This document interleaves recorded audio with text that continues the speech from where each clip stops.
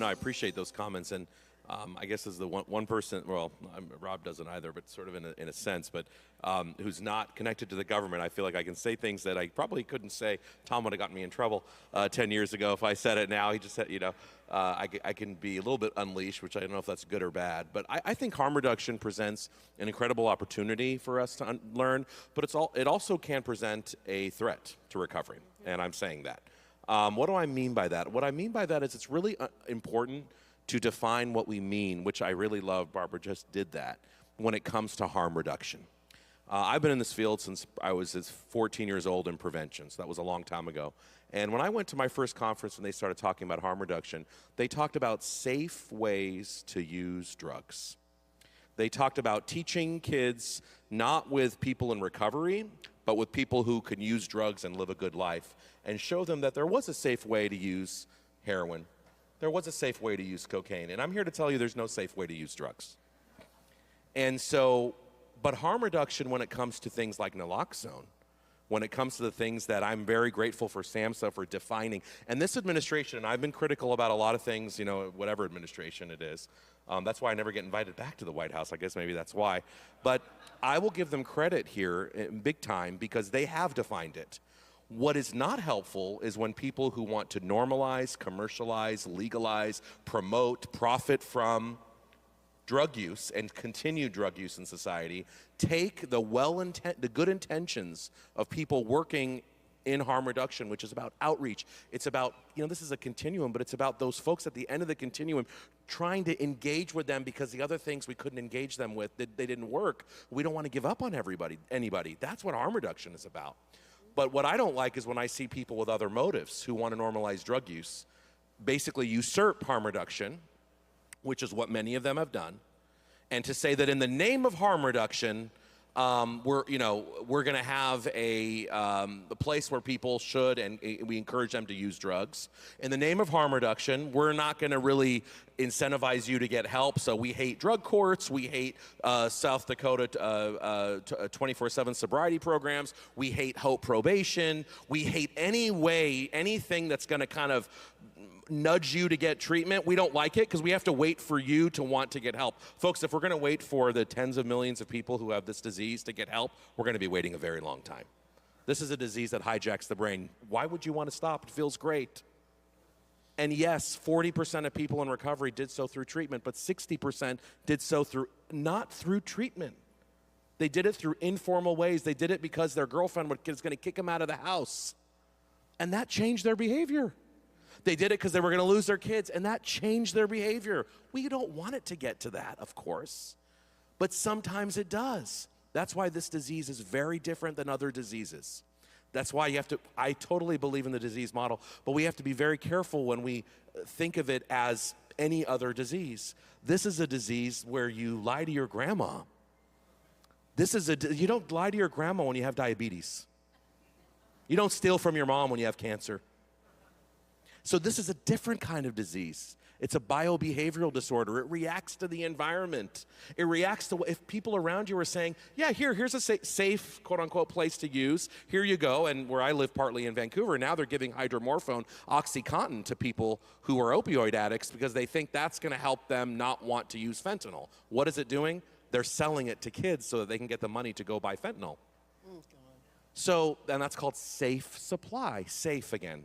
So Kevin, I think we have to make the distinction. Yeah. Let me interject. What kind of policies then ought to be developed as we look towards the future in regards to what you've just presented? Well, no, I mean, I think definitely we want to keep, obviously naloxone is vital. It's an incredible advancement. We need to make sure everyone has it, in an easy way. Treatment has to be on demand and it has to be affordable.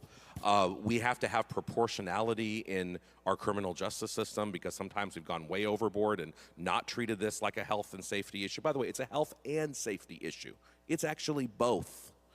But we've gotten overboard. So we need to have correct criminal justice reform. We have to reform our whole probation and parole program. It's completely broken. And that's where 70% of people have an addiction. So that's a place to start, right?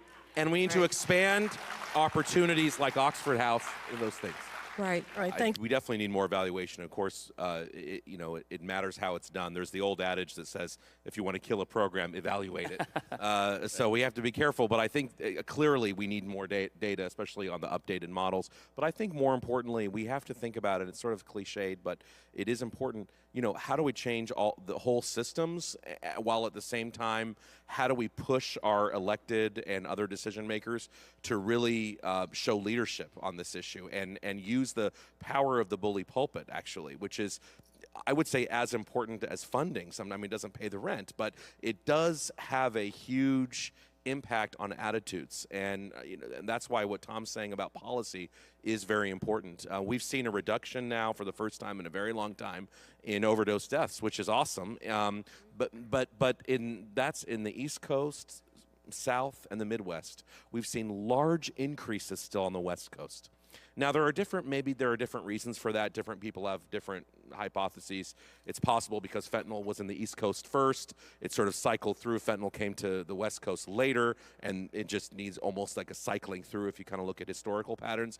But it's also very possible that our sort of macro policies in some of these states in the West, what did Oregon do 3 years ago, and so did Washington?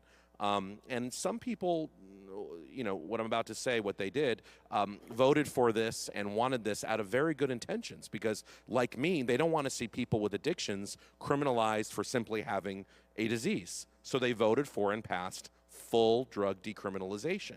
And it sounded great. It was called the Treatment and Decriminalization Act. It was supposed to get people into treatment. What did it do?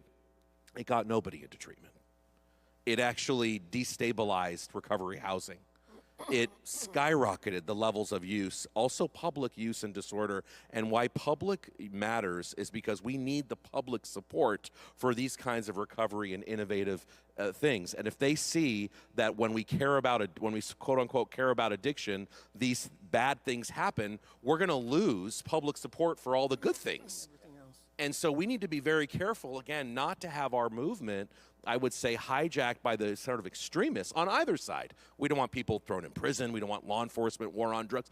But on the other side, also, folks that are saying, in the name of not putting people in prison and increasing treatment, we're going to normalize and decriminalize drugs. And it goes back to stigma. It goes back to normalization. We don't want to stigmatize individuals ever for this because we want them to get help and be open about it. But it's a balance because we also don't want to normalize use and promote it as well. So it's thinking about the user versus the action, I think, is extremely important.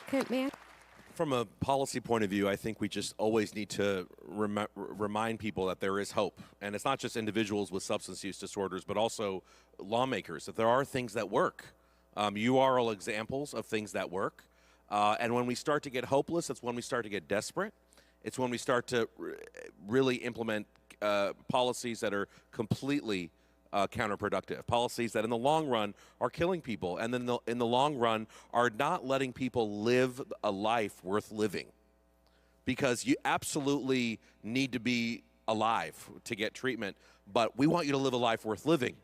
Because the question we have to ask our lawmakers and leaders are, what do we do after naloxone?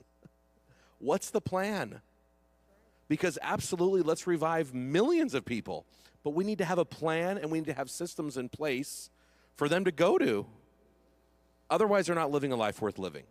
And then we get the statistic like 15% of people reversed with naloxone last year died within a year. That's a complete failure on the part of our systems to remember that this is a biobehavioral disorder. We cannot always wait for people to want help. We have to nudge them in the right direction with love and compassion. On the process side of this, we need your voice. You are all those soldiers, and we need your voice because the voices of those that have profit motives, that have other, frankly, justifying their own substance use, unfortunately, those voices are also very loud. And they have very deep pockets, and they're going state by state to change policies. They did it with marijuana. I'm going to talk about it this afternoon. They're doing it with psychedelics now. All of a sudden, psychedelics are the new thing.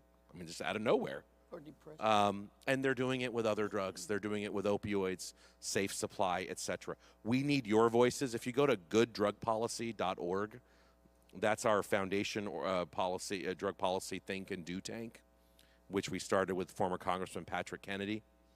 go to gooddrugpolicy.org, sign up, get involved, because we need you in your states to advocate for Oxford House and to advocate for those policies that enable people to be successful in Oxford House. Thank you all.